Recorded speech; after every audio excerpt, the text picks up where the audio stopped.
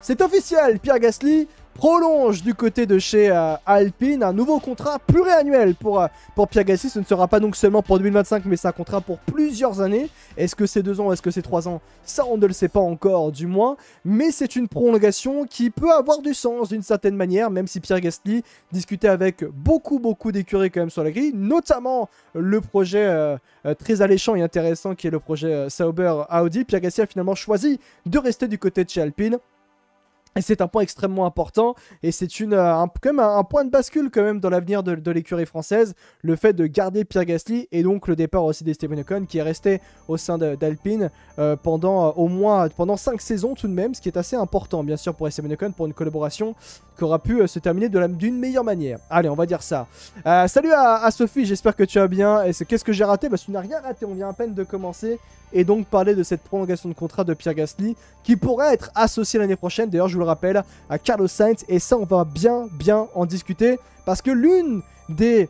Allez, on va en parler, l'une quand même des questions autour de ce live, c'est comment est-il possible, qu'est-ce qui a pu se passer pour que Carlos Sainz dise finalement non déjà d'une à Audi et non ensuite à Williams, avec qui il était tout proche de signer. Normalement aujourd'hui ça aurait déjà dû être fait, annoncé et officiellement l'arrivée de Carlos Sainz du côté de chez Williams, pour que donc il décide de signer du côté de chez Alpine, ou du moins qu'il soit réellement proche de signer du côté de chez Alpine. Est-ce que, pour revenir à, on va en parler de Carlos Sainz après, mais est-ce que cette prolongation de contrat de Pierre Gasly est logique, et est-ce que ça a du sens? Oui, clairement, c'est une évidence de voir Pierre Gasly rester du côté de chez Alpine. Parce que, oui, d'accord, je suis totalement d'accord, et discuter avec beaucoup d'écuries. Mais quelle était réellement la... Où est-ce qu'il aurait pu réellement signer? Où est-ce qu'il était le plan A, finalement? Je ne pense pas que Pierre Gasly était le plan A, justement, du projet Audi Sauber, puisque semblerait-il, devant Gasly du côté de chez Audi Sauber, il y avait Carlos Sainz, puis ensuite Esteban Ocon. Maintenant, au-delà de tout ça, la situation fait qu'il y avait même peut-être Valtteri Bottas devant Pierre Gasly. Il n'était pas, on va dire ça ainsi, il n'était pas clairement le choix numéro 1. Donc derrière, finalement, rester du côté de chez Alpine pour Pierre Gasly, c'est une situation qui est logique, parce que au moins, là, il sait qu'il est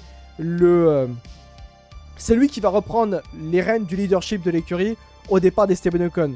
Peut-être que non, finalement, avec la prochaine arrivée de Carlos Sainz du côté de chez Alpine. Mais ce qui est intéressant de noter, c'est que là, au moins, et on le voit depuis le début de la saison, d'une certaine manière, et on voit surtout pas le début de la saison, mais depuis quelques courses, Pierre Gasly est choisi par Alpine comme peut-être futur leader. Moi, même si Carlos Sainz arrive, finalement, je retire ce que j'ai dit, mais je pense que Gasly voudra s'affirmer en tant que leader. Donc c'est ça qui est extrêmement intéressant dans la vision d'Alpine vis-à-vis de tout ça. La déclaration d'ailleurs de Pierre Gasly après son officialisation qu'il prolongeait du côté de chez Alpine. Il explique, Pierre Gasly: je me sens vraiment chez moi dans cette grande équipe, j'aime faire partie intégrante à la fois du projet Formule 1 et de la vision plus large d'Alpine Cars. J'y suis depuis plus de 18 mois officiellement, et le but a toujours été de construire sur le long terme avec l'équipe. Si la saison en piste a été difficile jusqu'ici, je reste fidèle au projet et je ne vais nulle part. Je suis satisfait des changements apportés, du travail acharné de la direction prise par l'écurie. Il y a beaucoup de potentiel dans le personnel et des ressources dans cette équipe. J'ai hâte de voir ce que le futur nous réserve, et je me concentre pour le moment sur les détails que nous mettrons en œuvre au quotidien pour améliorer nos performances. Intéressant ce qu'il dit justement par « je reste fidèle au projet et je ne vais nulle part ». Alors est-ce que ce sont des propos un peu corporate pour dire c'est moi qui ai décidé de rester ici, c'est moi qui voulais rester ici et j'ai jamais été tenté de partir? Ça, c'est une question, parce que je pense qu'il a certainement été tenté de partir quand même, Pierre Gasly, mais le manque peut-être d'opportunité a fait qu'il est resté du côté de chez Alpine. Surtout quand on voit que depuis le début de la saison, Alpine est en immense difficulté de performance, même si ça va mieux, c'est vrai, depuis le Grand Prix, depuis le Canada et l'Espagne, en attendant de voir effectivement ce Grand Prix. Ce Grand Prix d'Autriche. Un point intéressant, je suis satisfait des changements apportés, du travail acharné et de la direction prise par l'écurie. Et ça, là où je voulais parler de la direction prise par l'écurie, c'est notamment les moteurs. Eh oui, les moteurs. Pourquoi je parle de ça? Pour ceux qui n'avaient donc pas vu, Alpine envisage sérieusement, à partir de la saison 2026, d'arrêter et de stopper, d'abandonner l'utilisation de ses propres moteurs Renault en Formule 1. Donc c'est comme, comparaison, Ferrari qui donc signerait... Ferrari qui arrêterait d'être propulsé par des moteurs Ferrari, par ses propres moteurs Ferrari. Mercedes qui arrêterait d'être propulsé par ses propres moteurs Mercedes, qui est un énorme coup dur pour Vichation, qui pourrait être même vu comme une hérésie, encore une fois, de voir Alpine ne pas utiliser ses propres moteurs Renault. Mais qu'est-ce que ça veut réellement dire? Et la question c'est pourquoi, tout simplement, mais pourquoi Alpine envisage sérieusement et devrait même abandonner l'utilisation de ses propres moteurs Renault en Formule 1. Pourquoi Alpine veut arrêter d'utiliser ses propres moteurs? Ce qui peut même paraître comme une hérésie, c'est vrai, il faut le dire, et je le répète, mais c'est comme si Ferrari ne voulait plus être propulsé par ses propres moteurs Ferrari. C'est comme si Mercedes ne voulait plus être propulsé par ses propres moteurs Mercedes. Mais pourquoi réellement Alpine veut ça? Parce que il est bon de voir que ce que veut faire Alpine, et c'est intéressant, c'est aussi la question, là on veut le dire, c'est au-delà même de pourquoi Alpine veut arrêter d'utiliser ses propres moteurs Renault, c'est même pourquoi Alpine veut utiliser des moteurs Mercedes dès la saison 2026 de Formule 1 et donc abandonner l'utilisation de ses propres moteurs Renault. Arrêter d'utiliser ses propres créations, justement, faites à Vichation. À partir de 2026, la Formule 1 entrera dans une nouvelle ère de réglementation, notamment et principalement, j'ai envie de dire, au niveau de la réglementation sur les unités de puissance, sur les moteurs en Formule 1. Et désormais, tous les constructeurs en Formule 1 moteurs sont déjà dans le développement et dans la création, bien sûr, mais dans le développement des moteurs pour 2026. Réellement, il est bon de le dire, on est mi-2024, 2026, c'est quasiment déjà demain. Tout va très vite pour les écuries, et il y en a qui seraient même très en retard, notamment Red Bull Ford, qui serait très en retard dans le développement, ce qui ferait peur justement à Max Verstappen. Mais pour justement Alpine, il semblerait que la situation soit réellement très compliquée ou trop compliquée du côté de Vichation, là où on fait les moteurs Renault, et c'est pour cette raison que Alpine se dit, bon, finalement, on va arrêter de faire nos propres moteurs, et nous on veut de la performance tout de suite, et c'est pour ça qu'on va aller et se destiner vers le constructeur moteur qui est à l'heure actuelle, semblerait-il, le constructeur qui est le plus avancé en développement au niveau du moteur 2026, qui est considéré aujourd'hui d'ailleurs comme étant le moteur le plus puissant et fiable pour 2026.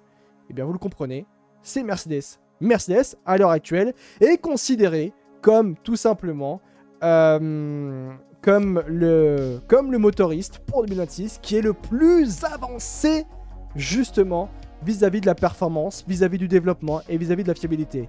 Mercedes aurait le meilleur et aura visiblement le meilleur moteur en 2026. Et c'est pour cette raison que Alpine envisage sérieusement et sur le point même d'abandonner l'utilisation de ses propres moteurs Renault en Formule 1 et donc abandonner le projet moteur historique, bien sûr, Renault en Formule 1, au profit justement d'un moteur qui sera performant tout de suite, qu'est le moteur Mercedes. Et qui serait justement, et qui préférerait donc, Alpine préférerait donc acheter directement le meilleur moteur disponible sur le marché, qui est donc le moteur Mercedes. Donc ouais. Et en fait, de ce principe-là, et c'est intéressant de noter, si Alpine se concentre sur Mercedes, car ils se rappellent de leur moteur 2014, du coup ils pensent qu'ils peuvent refaire la même situation exactement. Et Alpine, Mercedes qui va brider le moteur pour Alpine, alors sache que c'est plus autorisé ça, justement, d'ailleurs. Je lis un petit peu les messages dans le chat. Pour le moment, il faut faire des choix difficiles. C'est-à-dire que s'il y a plus de performance ailleurs, alors il faut essayer de dire Pierrick. Et c'est intéressant de noter ça parce que Pierre Gasly a dit il y a quelques jours au moment du Grand Prix d'Espagne que ça ne le pas que justement Alpine utilise des moteurs, deviennent d'ailleurs une écurie, on va dire ça ainsi, presque cliente réellement en Formule 1. Et surtout, une écurie qui... Alors après, quoi qu'on en dise, je coupe mon propos, mais quoi qu'on en dise, moi je trouve ça dommage, bien sûr. Encore une fois, je trouve que c'est extrêmement dommage parce que Alpine, enfin Renault en Formule 1, on est quand même et tout de même sur un groupe automobile dont l'histoire en Formule 1 passe par les projets moteurs. Il y a plus de titres de champion du monde moteur, bien plus de titres de champion de moteur en Formule 1 pour Renault, en tant que motoriste pour Renault, qu'en tant qu'écurie. Il y en a deux, je crois qu'il y en a 17 pour 17 au constructeur et 16 en pilote, ou c'est l'inverse quoi. Mais il y a plus d'une quinzaine de titres pilote et constructeur chacun, quand même, du côté de chez Renault. Donc c'est ça qui est intéressant, et c'est vrai que c'est une part de l'histoire de la Formule 1 qui s'en irait si Alpine dit et stop le programme Viry-Châtillon de moteur Renault. Mais pour Pierre Gasly, lui du moins, il a dit il y a quelques jours au moment du Grand Prix d'Espagne qu'il ne voyait pas... Lui, ce qu'il voulait, c'est avoir une voiture performante. Donc s'il faut mettre un moteur Mercedes dans l'Alpine, lui, il en a rien à faire. Il fera OK, il n'y a pas de souci. Donc à voir comment ça va évoluer. Mais clairement, le fait qu'il y ait l'arrivée du moteur Mercedes chez Alpine pour 2026, ça a clairement dû, je pense, enchanter Pierre Gasly, qui a signé avec beaucoup plus de certitude du côté de chez Alpine. Je pense, pour moi, c'est quand même quasiment même sûr et certain pour une écurie qui a beaucoup plus de potentiel. Mais là, il y a un point qui est extrêmement intéressant, c'est du côté justement de Carlos Sainz, parce que, et là c'est un point qui est extrêmement intéressant, c'est que vis-à-vis d'Alpine, la situation est extrêmement intéressante désormais, puisqu'il y a un nouveau motoriste. Et en fait, désormais, Alpine, en 2026, va avoir un motoriste extrêmement intéressant, qui est Mercedes.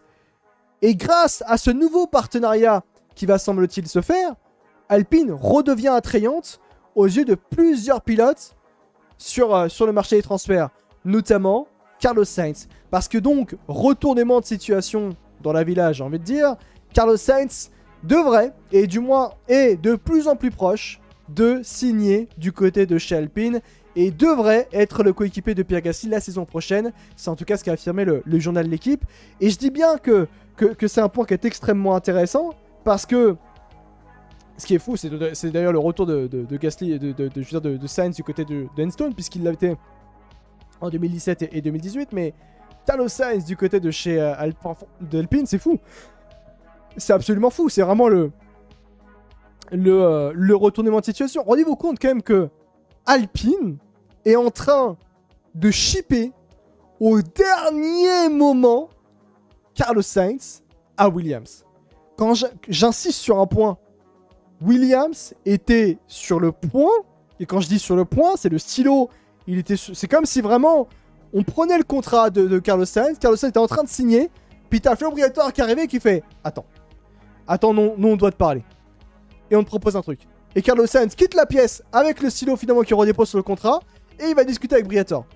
Pour vous donner une image, c'est réellement ce qui s'est passé avec Carlos Sainz et Williams. Et c'est vraiment le coup de maître, j'ai envie de dire, d'Alpine, du groupe Renault, mais j'ai envie de dire de Flavio Briatore, qui allait chercher et qui a quand même réussi à convaincre l'un des meilleurs pilotes de la grille, qui est tout simplement Carlos Sainz, qui est sur le marché, de s'engager dans une des écuries qui est le plus du moins en difficulté dans cette saison 2024 de Formule 1. Et ce qui est assez intéressant, c'est que Carlos Sainz, par rapport à ce qu'on lui propose visiblement du côté de chez Alpine, c'est quasiment le même contrat que du côté de chez Williams. Le même contrat. Avec notamment 4 années, je crois que c'est 4 années de contrat, l'opportunité au bout de 2 ans de pouvoir s'engager là où il veut s'il y a une bonne opportunité qui se présente pour lui, et c'est un contrat qui lui offre de la liberté. Et en même temps, quand vous avez un pilote aussi attrayant sur la grille, il faut lui donner de la liberté pour l'attirer dans une écurie qui est en difficulté, on va dire ça ainsi, comme les Alpine qui est en phase de reconstruction. Et c'est absolument très intéressant de voir la manière dont Alpine a j'ai envie de dire, conjugué les négociations autour de Carlos Sainz. Et ce qui va être intéressant de noter, c'est de voir comment maintenant, est-ce que réellement Carlos Sainz va bel et bien signer du côté de chez Alpine. Et moi je résiste là-dessus, mais je trouve moi c'est vraiment un énorme coup de chapeau de Thierry Briatore, qui a quand même pris Carlos Sainz et shippé Carlos Sainz au tout dernier moment à Williams pour le ramener à la Maison Bleue. Incroyable. Incroyable. Non, c'est fou. Non, franchement, c'est fou. L'Espagnol était apparemment portant sur le point d'annoncer sa signature du côté de chez Williams. Toujours selon eux, Pierre Gasly va lui prolonger pour plusieurs années. Bon, ça c'est vrai, c'est désormais officiel. Et il est bon de rappeler que donc Alpine a fait une offre. C'est Luca Demo même en personne qui pousserait pour un retour de l'Espagnol au sein de l'écurie française. C'est avec Flavio Briatore bien sûr. Les 3 options sur la table, Alpine c'est peut-être le meilleur choix sur le court terme. C'est vrai, mais je trouve que personnellement, Carlos Sainz qui signe du côté de chez Alpine, c'est absolument la meilleure option qui lui était présentée.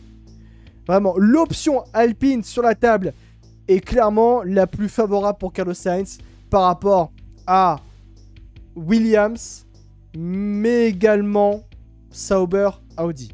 Pourquoi je dis ça? Parce que, pas de souci, Alpine est en grande difficulté depuis le début de cette saison 2024 de Formule 1. Il n'y a pas de souci là-dessus. Mais depuis 2 Grands Prix, ça va mieux. Depuis le Canada et également l'Espagne, ça va nettement mieux pour Alpine en termes de performance. Il y a eu un gain de performance. En comparaison par rapport à directement Williams à l'heure actuelle. Williams, à l'heure actuelle, est dans une situation vraiment, en termes de performance, c'est abominable. Hein. C'est 9e écurie au constructeur et avant-dernière écurie sur du plateau, au classement constructeur. Et Sauber, à côté, c'est la pire écurie de la grille, avec 0 points depuis le début de cette saison 2024 de Formule 1. Et en fait, ces écuries-là, quand tu regardes Williams, le projet a peut-être du mal réellement à se mettre en place du côté de chez Williams pour trouver de la performance. Tu regardes du côté de chez Sauber Audi, Sainz a toujours beaucoup d'incertitudes vis-à-vis du projet Sauber Audi. Et quand est-ce qu'ils seront performants Sauber Audi en Formule 1? On rappelle qu'Audi arrivera en 2026. Mais quand tu regardes finalement pour Alpine, oui, c'est peut-être une écurie qui est en difficulté. Mais qu'est-ce qu'il y aura à partir de 2026 pour Alpine?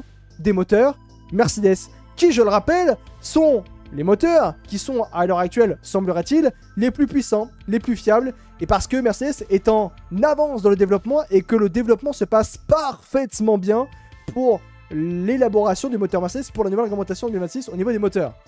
Donc Alpine, motorisé par Mercedes, Alpine qui a quand même beaucoup de moyens en interne, qui est aussi en restructuration interne d'une certaine manière, mais qui amorce sa nouvelle restructuration avec des résultats intéressants justement depuis 2 Grands Prix, contrairement à Sauber et contrairement aussi à Williams qui sont en grande difficulté. Ça a réellement pu faire pencher la balance pour Carlos Sainz vis-à-vis de la situation d'Alpine pour signer et s'engager du côté de chez Alpine comme il semblerait que ce soit en train de se passer, tout simplement. Donc Carlos Sainz du côté de chez Audi, finalement, la signature de Carlos Sainz du côté de chez Audi est tout à fait logique vis-à-vis de Williams et vis-à-vis du projet aussi Sauber Audi où il y a beaucoup d'incertitudes.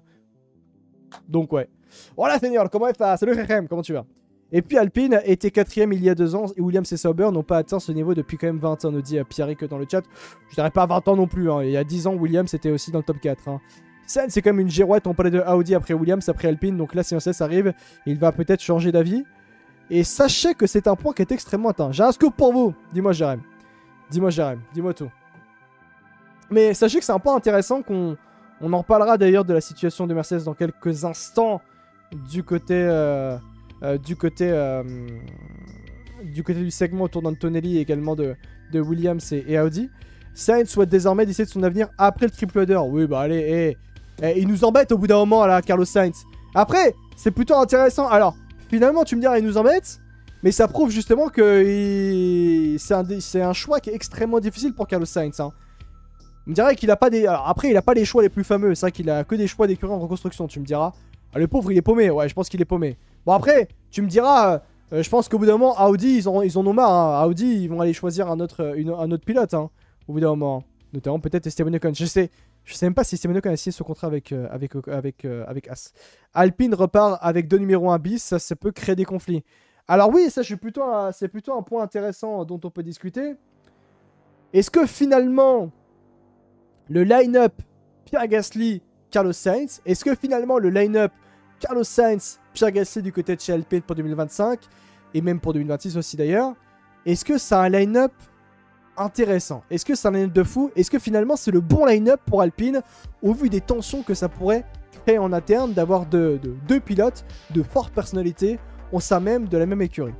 Parce que, vous me direz, enfin quand même, on sort quand même de... Alpine va sortir à l'issue de cette 2024 de Formule 1 d'une collaboration qui s'est montrée sous tension entre Esteban Ocon et Pierre Gasly.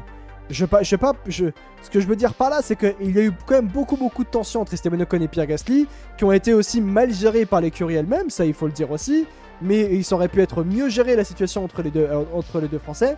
Malheureusement, il y a eu quand même des tensions, et aussi également parce qu'ils sont coéquipiers et qu'ils veulent aussi pousser pour avoir la meilleure performance. On peut pas en vouloir à Pierre Gasly et Esteban Ocon de vouloir se battre pour le meilleur et pour leur meilleur. Et c'est encore une fois, et j'insiste là-dessus. Mais on a eu quand même beaucoup de tensions internes. Et là, j'avoue que mettre 2 pilotes de forte personnalité au sein même d'Alpine, après la collaboration Esteban Ocon, Pierre Gasly, je trouve ça encore une fois un petit peu audacieux, un petit peu ambitieux de la part d'Alpine, même si c'est vrai que individuellement, Pierre Gasly et Carlos Sainz font partie des meilleurs pilotes de la grille sur le marché. Mais c'est des pilotes absolument incroyables. Alpine a déjà une immense chance d'avoir Pierre Gasly pour l'année prochaine et aura en plus, d'une certaine manière, encore plus de chances d'avoir Carlos Sainz qui a montré, factuellement parlant, plus de choses que Pierre Gasly en Formule 1. Et donc avoir aussi le retour de Carlos Sainz du côté du retour dans l'univers Renault, puisqu'il a été chez Renault en 2017-2018. Donc ça qui est extrêmement intéressant. Maintenant, c'est vrai que donc, individuellement, ça line-up absolument fantastique du point de vue de la performance et du potentiel qu'on peut avoir en piste. Mais par contre, du point de vue humain, est-ce que la cohabitation entre Carlos Sainz et Pierre Gasly côté de chez Alpine pourra se faire sans grande tension? Parce que l'on sait que ce sont 2 pilotes qui ont une forte et une grande j'ai envie de dire, qui ont un fort caractère, ça c'est sûr et certain. Est-ce que les deux pourront cohabiter? Ça c'est une excellente question. Premier Grand Prix, ils vont se cartonner au premier virage, ça pue d'avance comme line-up. Si j'étais Sainz, je choisis Alpine dans tous les jours. Nous dit Iyed dans le chat. Amous vient de sortir une news intéressante. Ah bah dis-nous Kéran dans le chat bien sûr. Sainz n'acceptera jamais d'être numéro 2 quitte à écraser Gasly. Aussi c'est vrai. Sainz chez Alpine ce serait pas mal. Bah c'est ça. Ah d'accord. Pardon. Tant pour moi. Et ce qui est assez intéressant c'est quand même... Non mais moi je voudrais qu'on fasse une minute de silence pour Jack Doohan. Est-ce qu'on peut faire une petite minute de silence pour Jack Doohan? Parce que là le pauvre... Oh là là là là là. Alors voilà parce que... Là Jack Doohan on l'embrasse de là-haut. Hein. C'est-à-dire que Jack Doohan...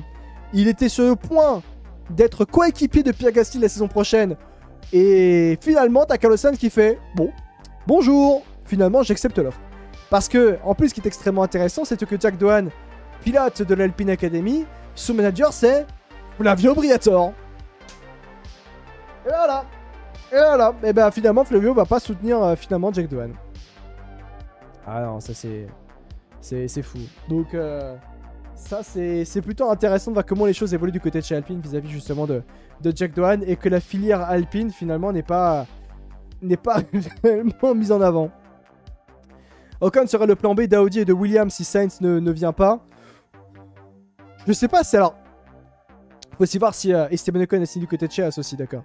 Du coup aussi. Doohan, je m'en fiche. Si Martin se monte, je veux pas que Doohan le monte également aussi, ouais. Ouais, c'est vrai. On verra, du moins, nous dit dans le chat, on verra. Parce que vous dites dans le chat, ouais. Zugu, vous croyez vraiment que Doohan aurait eu un baquet? Il a rien gagné. Il faut se rappeler qu'Alpine n'avait pas donné le baquet à Piastri qui avait gagné la F3 et la F2 en first try. Alors, la vision d'Alpine, il est intéressant de noter encore une fois Zugu. Alors, oui, Piastri est un talent générationnel, est l'un des meilleurs pilotes qu'on puisse avoir aujourd'hui en termes de talent sur la grille. Mais Alpine, l'objectif d'Alpine, c'était de mettre justement Oscar Piastri du côté de chez Williams. Dans un premier temps, du côté de chez Williams, pour ensuite le mettre du côté de chez Alpine, ce qui était prévu justement pour la saison 2022, pour la saison 2023 de Formule 1, et avec tout ce qui s'est passé effectivement dans le bazar en 2022. Donc ouais, voilà un petit peu l'objectif d'Alpine. Donc après oui, ça a peut-être été mal géré, notamment au niveau des contrats, comme vous pouvez l'imaginer. Mais il regrette Piastri, non? Oh bah là, je pense qu'Alpine regrette bien Piastri. Et je pense que Piastri regrette pas du tout d'avoir quitté Alpine, d'avoir fait un... Et que ça aille très loin au niveau judiciaire. Ocon a dit qu'il négociait encore. Ah, ça c'est intéressant parce que c'est vrai qu'il y a eu le Media Day aujourd'hui, effectivement. Et Ocon négocie toujours et que Ocon doit choisir, effectivement, désormais entre, bien sûr, Audi, Williams et potentiellement même Mercedes. Mais ça, on va en discuter juste après, bien sûr. Donc voilà, par rapport à Pierre Gasly qui prolonge du côté de chez Alpine, les amis. Et également Carlos Sainz qui serait même d'ailleurs, on va le dire, hein, qui est sur le point de signer du côté de chez Alpine. On verra comment les choses évolueront, mais c'est vrai que la signature de Pierre Gasly, la prolongation de contrat de Pierre Gasly et la prochaine signature de Carlos Sainz du côté de chez Alpine évoquent beaucoup de choses intéressantes pour Alpine et ça nous permet de tirer beaucoup d'enseignements, ça c'est sûr et certain.